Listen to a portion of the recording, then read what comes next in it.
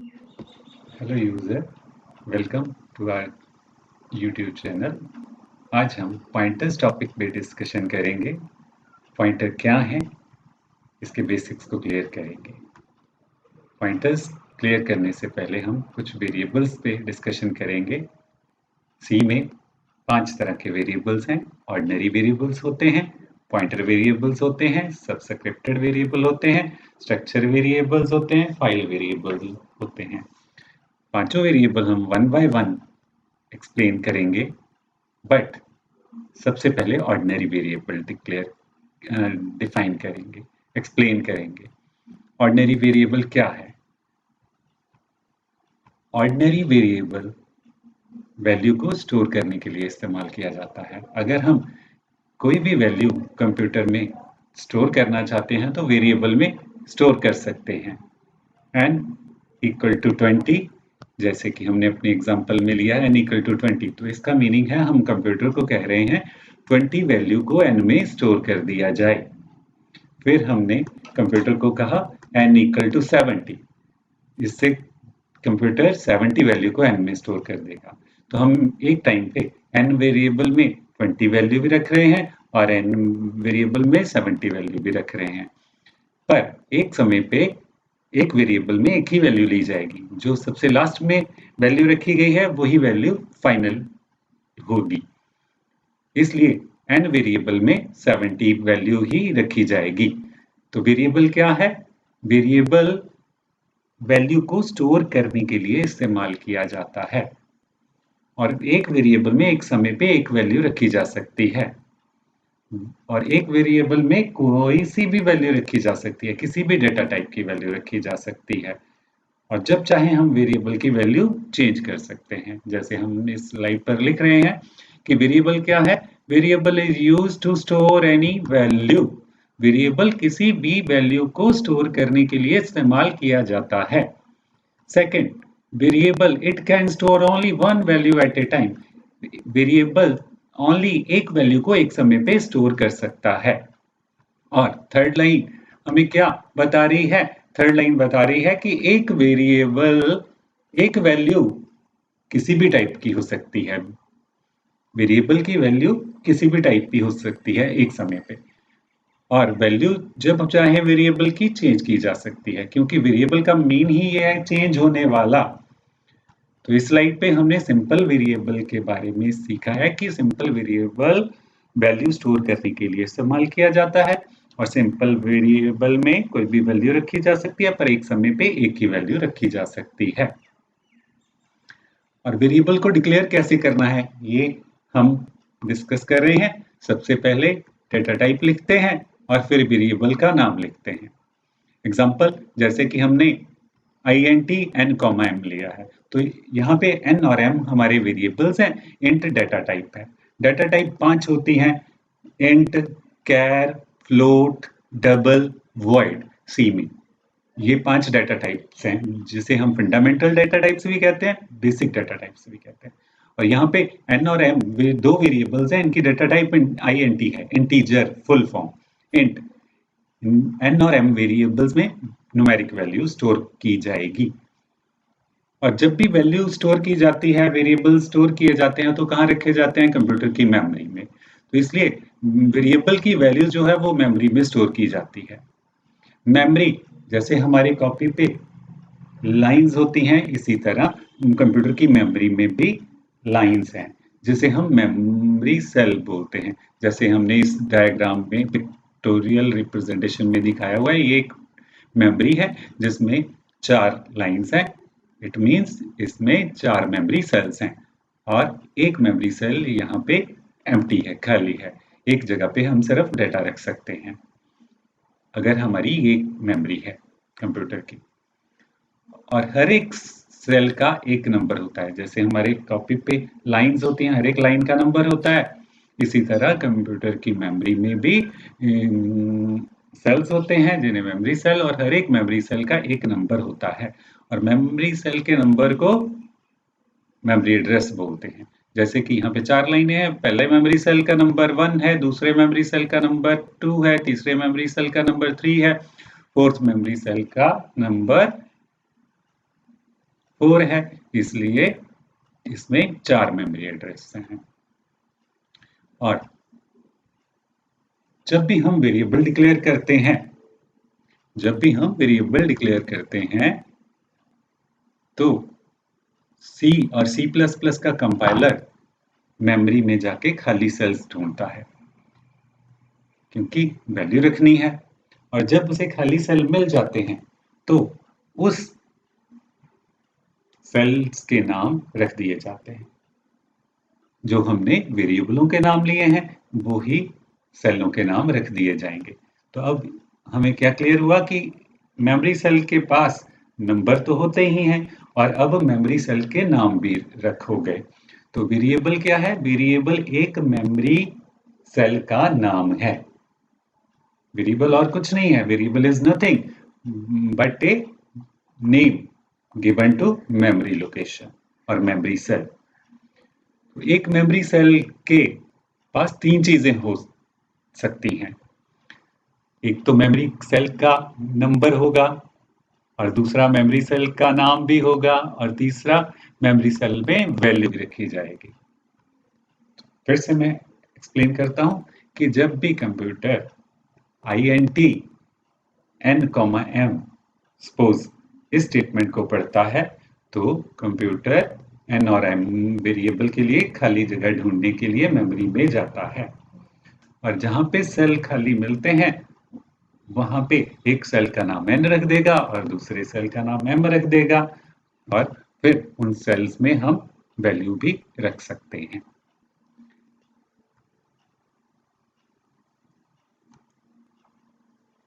सो एक सेल की वैल्यू को हम 2 तरीकों से यूज कर सकते हैं। हमने क्या सीखा कि एक सेल के पास 3 चीजें होती हैं। एक सेल का नंबर होता है, एक सेल का नाम होता है और एक सेल की वैल्यू होती है। तो सेल में रखी हुई वैल्यू को हम 2 तरीकों से इस्तेमाल कर सकते हैं। सेल में रखी हुई वैल्यू को हम चाहे सेल के नाम से इस्तेमाल कर लें, चाहे हम सेल के नंबर के साथ इस्तेमाल कर लें। एग्जाम्पल फिर से हमने ली है INT, RNO और मार्क्स। 2 वेरिएबल लिए हमने, एक RNO और एक मार्क्स। जब कंपाइलर इस लाइन को रीड करेगा तो मेमोरी में जाएगा। इस मेमोरी में इस दिखाई हुई मेमोरी में 2 खाली जगह हैं और पहली खाली लाइन का नाम RNO रख देगा और दूसरी खाली लाइन का नाम मार्क्स रख देगा। ठीक है। जब भी compiler INT, RNO, marks line को रीड करेगा तो वो मेमोरी सर्च करेगा खाली स्पेस के लिए। तो पहले उसे दूसरी लाइन खाली मिली तो दूसरी लाइन का नाम RNO रख दिया जाएगा और फिर उसे 4th मेमोरी सेल खाली मिला तो 4th मेमोरी सेल का नाम मार्क्स रख दिया जाएगा। ओके, तो इसलिए अब दूसरे सेल का नाम क्या है? RNO। दूसरी सेल का नाम क्या है? RNO। 4th सेल का नाम क्या है? मार्क्स। और दूसरे सेल का नंबर कौन सा है? लाइन नंबर कौन सा है? दूसरे सेल का एड्रेस 2 है। ओके, तो हमें क्या क्लियर हुआ कि एक मेमोरी सेल की वैल्यू को हम 2 तरीकों से इस्तेमाल कर सकते हैं, एक सेल के नाम के साथ और एक सेल के नंबर के साथ। अभी तक हमने सेल्स में कोई वैल्यू नहीं रखी है। नेक्स्ट हम टॉपिक कवर कर रहे हैं पॉइंटर। तो पॉइंटर वेरिएबल हम क्लियर करते हैं। पॉइंटर वेरिएबल क्या है? सिंपल वेरिएबल तो हम जान गए कि सिंपल वेरिएबल में एक समय पे एक वैल्यू स्टोर की जा सकती है और अब लास्ट में पॉइंटर वेरिएबल डिस्कस करेंगे। पॉइंटर वेरिएबल एक ऐसा वेरिएबल है जिसमें जो भी वैल्यू रखी जाएगी कंप्यूटर उसको मेमोरी सेल का नंबर ही मानेगा। पॉइंटर वेरिएबल में भी वैल्यू रखी जाती है बट कोई भी वैल्यू रख दो, बट जो भी वैल्यू आप रखोगे उसको कंप्यूटर उसको मेमोरी का सेल नंबर ही मानेगा। So pointer variable always hold memory cell number. तो कहने का मतलब है कि पॉइंटर वेरिएबल हमेशा मेमोरी का सेल नंबर होल्ड करता है। कंपाइलर हमेशा समझता है कि ये मेमोरी का एड्रेस है जो भी वैल्यू पॉइंटर वेरिएबल में रखी हुई है। So pointer variable always tells, pointer variable हमेशा बताता है, क्या बताता है कि पॉइंटर वेरिएबल की वैल्यू एक मेमोरी का एड्रेस है। और जब भी पॉइंटर वेरिएबल डिक्लेयर करना है तो पॉइंटर वेरिएबल को स्टार साइन के साथ डिक्लेयर करना है, जैसे कि int star P, star P. तो पी एक पॉइंटर वेरिएबल है। कंपाइलर जब भी वेरिएबल के आगे स्टार देखता है तो उसे क्लियर हो जाता है कि ये एक पॉइंटर वेरिएबल है, इसमें मेमोरी एड्रेस स्टोर किया जाएगा। और पी पॉइंटर के अलावा हमने दो वेरिएबल और लिए हैं, ऑर्डिनरी वेरिएबल हैं ये, सिंपल वेरिएबल्स हैं ये। और जैसे कि मैंने पहले कहा कि जब कंप्यूटर इस लाइन को रीड करेगा तो वो मेमोरी में जाएगा।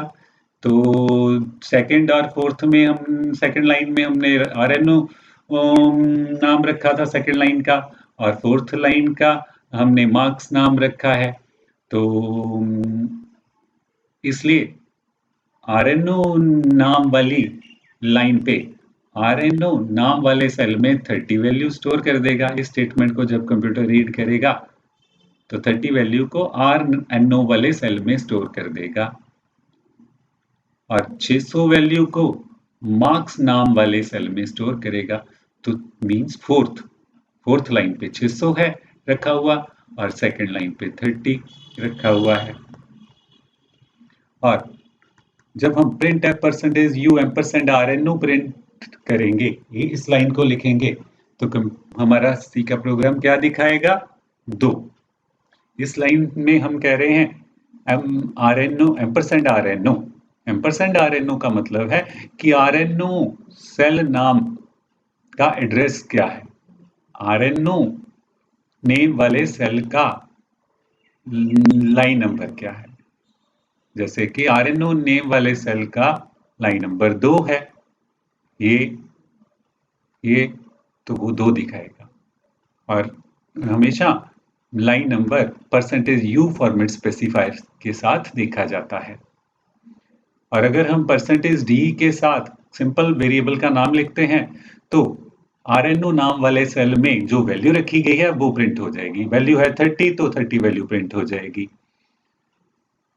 ओके, तो हमने क्या क्लियर किया कि पॉइंटर वेरिएबल में सिर्फ एड्रेस रखे जा सकते हैं। तो पॉइंटर वेरिएबल हमने कौन सा लिया? पी। तो P equal to ampersand R N O. Ampersand R N O का मतलब क्या है कि आरएनओ सेल का लाइन नंबर, जो भी लाइन नंबर होगा 2 है, वो पी में रख दिया जाएगा। फिर अब पी वेरिएबल में क्या आ गया है? लाइन नंबर, आरएनओ का लाइन नंबर। और जब भी मेमोरी लाइन नंबर देखना है हमें तो परसेंटेज यू फॉर्मेट स्पेसिफायर के साथ देखना है। पी पॉइंटर वेरिएबल के साथ अब हम मेमोरी का लाइन नंबर देख रहे हैं, तो ये 2 दिखाएगा क्योंकि पी में किसका लाइन नंबर रखा है? आरएनओ का। तो आरएनओ का लाइन नंबर 2 था। और इसी तरह पॉइंटर वेरिएबल के साथ अगर हमने वैल्यू देखनी है तो हमें स्टार प्रिंटफ के साथ लगाना पड़ता है। स्टार लगाना पड़ता है पॉइंटर वेरिएबल के साथ। पॉइंटर वेरिएबल के साथ स्टार लगाएंगे तो वैल्यू पता चलेगी, और स्टार हटा देंगे तो लाइन नंबर पता चलेगा। तो आज हमने पॉइंटर वेरिएबल पे डिस्कस किया है। इस टॉपिक इन स्लाइड्स को आप बार बार सुनिए और आपने पॉइंटर के बेसिक्स को क्लियर करें। अगले वीडियो में हम पॉइंटर वेरिएबल के प्रोग्राम पे डिस्कशन करेंगे कि कैसे सी में प्रोग्राम लिखना है, अच्छी तरह क्लियर करेंगे। तो आपको ये हमारा वीडियो कैसा लगा? सब्सक्राइब करना ना भूलें। Thank you. Have a nice time and enjoy. Thank you.